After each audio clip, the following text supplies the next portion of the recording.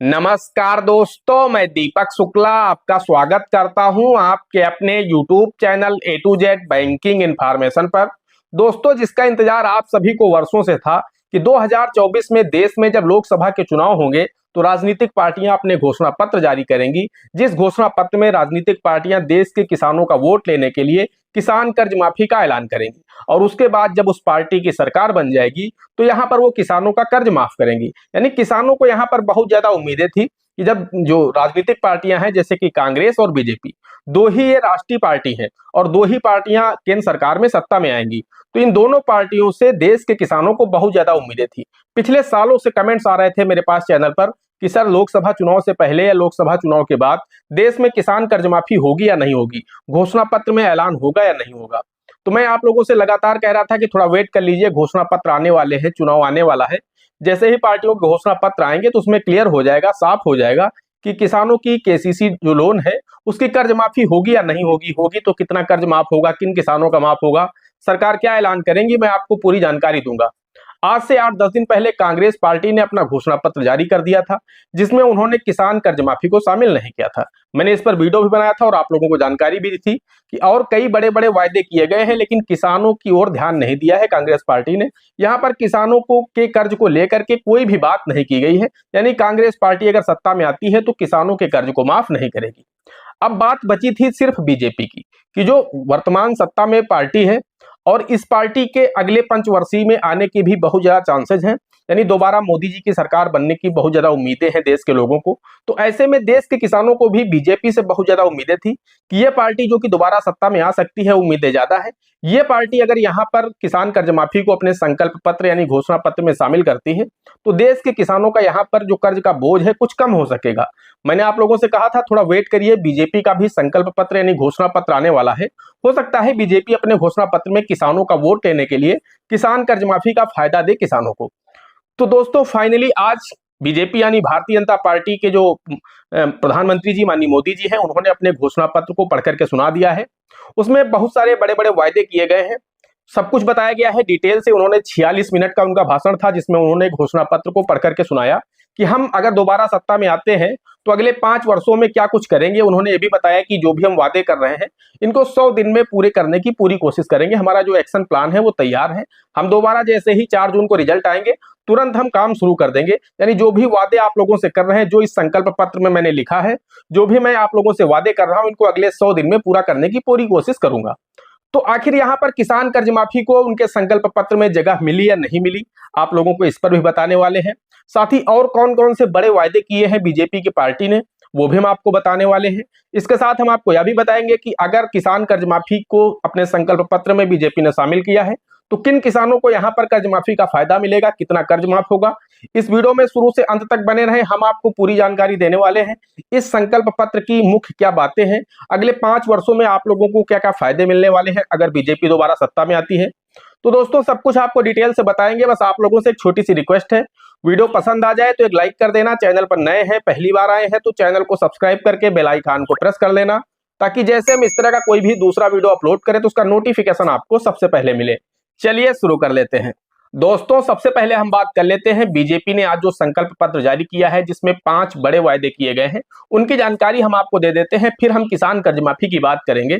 तो सबसे पहले हम आपको 5 बड़े वायदे बता देते हैं जो कि मोदी जी के द्वारा किए गए हैं। उन्होंने कहा है कि मोदी की ये गारंटी है, आपको जैसे ही 4 जून को रिजल्ट आएंगे उसके 100 दिन के अंदर ये काम हो जाएंगे, यानी इन पर काम तेजी से शुरू हो जाएगा।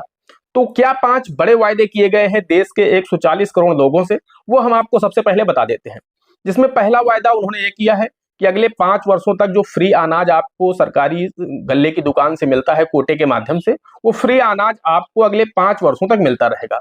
यानी 2029 तक आपको फ्री अनाज इसी तरह से मिलता रहेगा, जिस तरह से अभी आपको मिल रहा है उसी तरह से अगले 5 वर्षों तक मिलता रहेगा, इसे रोका नहीं जाएगा। इसके अलावा उन्होंने दूसरी बात कही है कि प्रधानमंत्री मुद्रा योजना, जिसमें लोगों को बिना किसी गारंटी के रुपए 10 लाख तक का लोन मिल जाता है बैंकों के माध्यम से अपना रोजगार शुरू करने के लिए, कोई भी व्यवसाय चालू करने के लिए, तो अब उसकी लिमिट को बढ़ा करके 20 लाख रुपए कर दिया जाएगा। यानी जैसे ही उन्होंने बोला हम दोबारा सत्ता में आएंगे तो इसकी लिमिट को बढ़ा करके 10 लाख की जगह 20 लाख कर देंगे। अभी तक आप लोगों को अधिकतम मुद्रा योजना के माध्यम से 10 लाख रुपए तक का लोन मिल पाता था, तो अब आपको 20 लाख रुपए तक का लोन मिल पाएगा प्रधानमंत्री मुद्रा योजना के माध्यम से। इसके साथ ही साथ उन्होंने तीसरी बड़ी बात यह कही है कि पीएम स्वनिधि योजना, जिसमें आपको जो रेहड़ी पटरी वाले लोग होते हैं उनको लोन दिया जाता है मोदी जी की गारंटी पर, यानी बिना किसी गारंटी पर आपको सिर्फ ऑनलाइन आवेदन करना होता है और आपके सेविंग अकाउंट में बैंक के द्वारा लोन स्वीकृत कर दिया जाता है। तो कुल मिलाकर के मोदी जी की गारंटी पर जो रेहड़ी लगाने वाले हैं, जो ठेले लगाने वाले लोग हैं, अभी तक यह योजना सिर्फ शहरों में थी। जो शहर में लोग कार्य करते थे, इस तरह के फुटपाथ पर अपनी दुकान लगाते थे या ठेला लगाते थे, तो उन लोगों को 50,000 रुपए तक का लोन मिल जाता था मोदी जी की गारंटी पर आपको, और आप अपना व्यवसाय कर सकते थे अच्छी तरह से, उसमें आपको सब्सिडी भी मिलती थी। अब मोदी जी ने कहा है कि अगर हम दोबारा सत्ता में आते हैं तो यह पीएम स्वनिधि योजना की जो अधिकतम सीमा 50,000 रुपए है, इसे भी बढ़ाएंगे।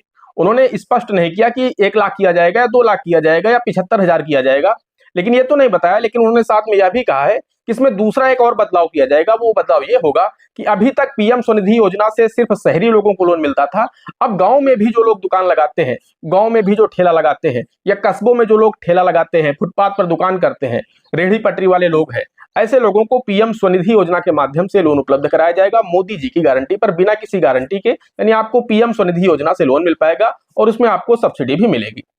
उसके बाद उन्होंने चौथी बड़ी बात कही कि चौथी बड़ी बात यह है कि उन्होंने बताया कि जो पीएम किसान योजना संचालित है, ये अगले 5 वर्षों तक जारी रहेगी। यानी 2024 समाप्त हो रहा है, 16 किस्तें आप लोगों को मिल चुकी हैं पीएम किसान योजना के माध्यम से। 17वीं किस्त का समय 1 अप्रैल से 31 जुलाई तक का है, तो उस बीच में आप लोगों को मिलना है। तो प्रधानमंत्री जी ने कहा है कि अगर हम दोबारा सत्ता में आते हैं तो यह योजना कंटिन्यू जारी रहेगी। हालांकि अमाउंट बढ़ने की यहाँ पर काफी किसानों को उम्मीद थी कि सरकार यहाँ पर 6,000 से 8,000 या 10,000 कुछ भी अमाउंट कर सकती है, लेकिन फिलहाल प्रधानमंत्री जी ने इसका जो अमाउंट है वो बढ़ाया नहीं है, कुछ भी उन्होंने नहीं कहा, बस इतना कहा है कि यह योजना अगले 5 वर्षों तक कंटिन्यू जारी रहेगी। यानी अगर हम दोबारा सत्ता में आते हैं तो आपको साल में 6,000 रुपए पीएम किसान योजना के माध्यम से मिलते रहेंगे। इसके अलावा उनका जो 5वां पॉइंट था वो ये था कि 70 वर्ष से अधिक जो भी लोग बुजुर्ग हैं, महिला हो या पुरुष हो, उन सभी को आयुष्मान योजना में शामिल किया जाएगा, चाहे वो उच्च वर्ग से हो या मध्यम वर्ग से हो या फिर गरीब वर्ग से, यानी कमजोर वर्ग से हो। कुल मिलाकर के जिनकी भी उम्र 70 वर्ष से अधिक है, उन सभी का आयुष्मान कार्ड बन सकेगा, उनको साल में 5 लाख रुपए तक का मुफ्त इलाज मिल सकेगा। अब दोस्तों, इसके अलावा हम आपको बताना चाहते हैं और भी बहुत सारे बड़े बड़े वायदे किए गए हैं। ये 5 पॉइंट मैंने, चूंकि इसमें आपका सीधा लेना देना है, तो मैंने ये नोट कर लिए थे। बाकी और भी बहुत सारे वायदे किए गए हैं प्रधानमंत्री जी के द्वारा, और बहुत ज्यादा उम्मीदें भी हैं कि दोबारा से प्रधानमंत्री मोदी जी ही बनेंगे। ऐसा मुझे भी लग रहा है और आप सभी को लग रहा होगा। बाकी आप लोग कमेंट करके बताइएगा आपको क्या लगता है। अब बात आती है किसानों की, कि यहाँ पर किसान कर्ज माफी को उनके जो संकल्प पत्र था उसमें जगह मिली या नहीं मिली। हालांकि दोस्तों, मैंने आपको पहले ही बताया था कि कांग्रेस पार्टी ने अगर अपने घोषणा पत्र में किसान कर्ज माफी को जगह नहीं दी है, तो बहुत कम उम्मीदें हैं कि बीजेपी अपने घोषणा पत्र में किसान कर्ज माफी को जगह देगी। क्योंकि अगर कांग्रेस दे चुकी होती तो फिर बीजेपी यहाँ पर कंपटीशन में अपने घोषणा पत्र में किसान कर्ज माफी को शामिल कर सकती थी, क्योंकि फिर वहां पर किसानों का वोट लेना था।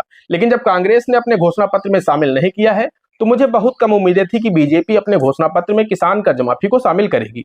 दोस्तों, वही हुआ है। बीजेपी ने अपने घोषणा पत्र में, यानी जो बीजेपी का संकल्प पत्र जारी किया गया है 2024 लोकसभा चुनाव के लिए, उसमें किसानों की किसान कर्ज माफी को जगह नहीं दी गई है। यहाँ पर बड़े दुख की बात है दोस्तों। मैंने उस दिन भी आप लोगों से कहा था कि कोई बहुत बड़ा अमाउंट नहीं था, सरकार चाहे तो कर सकती थी। किसानों के ऊपर कर्ज का बोझ लगातार बढ़ता जा रहा है, किसान बहुत अधिक परेशान है। लेकिन दोस्तों, यहाँ पर सरकार ने किसान कर्ज माफी को जगह अपने घोषणा पत्र में नहीं दी है। यही मेन चीज थी, मुझे आप लोगों को बताना था। आप लोग सालों से कमेंट कर रहे थे कि लोकसभा चुनाव के बाद कर्ज माफी होगी नहीं होगी। तो दोस्तों, फाइनली हमने आपको बता दिया है कि ना ही कांग्रेस के द्वारा किसान कर्ज माफी को शामिल किया गया अपने घोषणा पत्र में, ना ही बीजेपी के द्वारा अपने घोषणा पत्र में किसान कर्ज माफी को शामिल किया है। हालांकि बीजेपी के कुछ मंत्री पहले ही स्पष्ट कर चुके थे कि हम अब दोबारा से किसान कर्ज माफी नहीं करेंगे, हम पीएम किसान योजना के माध्यम से किसानों को समृद्ध बना रहे हैं, किसानों को आर्थिक सहायता प्रदान कर रहे हैं। अब हम दोबारा से किसान कर्ज माफी नहीं करेंगे। जब उत्तर प्रदेश में किसान कर्ज माफी हुई थी, तो इससे मुझे बहुत कम उम्मीदें थी बीजेपी से, लेकिन फिर भी यहाँ पर लोगों को बहुत ज्यादा उम्मीदें थी, किसानों को बहुत ज्यादा उम्मीदें थी। क्योंकि किसानों का वोट बैंक बहुत बड़ा है, इसलिए भी मुझे भी उम्मीद लग रही थी कि यहाँ पर बीजेपी अपने घोषणा पत्र में, अपने संकल्प पत्र में किसान कर्ज माफी को शामिल कर सकती है। लेकिन फाइनली यहाँ पर किसान का जो लोन है, केसीसी लोन, उसे कर्ज माफी नहीं होगी, यानी अपने घोषणा पत्र में शामिल नहीं किया है, तो यानी किसानों की कर्ज माफी नहीं की जाएगी। दोस्तों, आशा करते हैं जानकारी आपको पसंद आई होगी। अगर जानकारी पसंद आई हो तो प्लीज वीडियो को एक लाइक करिएगा। चैनल पर नए हैं, पहली बार आए हैं तो चैनल को सब्सक्राइब कर लीजिएगा, बेल आइकन को प्रेस कर लीजिएगा, ताकि जैसे हम इस तरह का कोई भी दूसरा वीडियो अपलोड करें तो उसका नोटिफिकेशन आपको सबसे पहले मिले। दोस्तों आज के वीडियो में इतना ही, मिलते हैं अगले वीडियो में किसी अगले इंटरेस्टिंग टॉपिक के साथ। तब तक के लिए जय हिंद, जय भारत।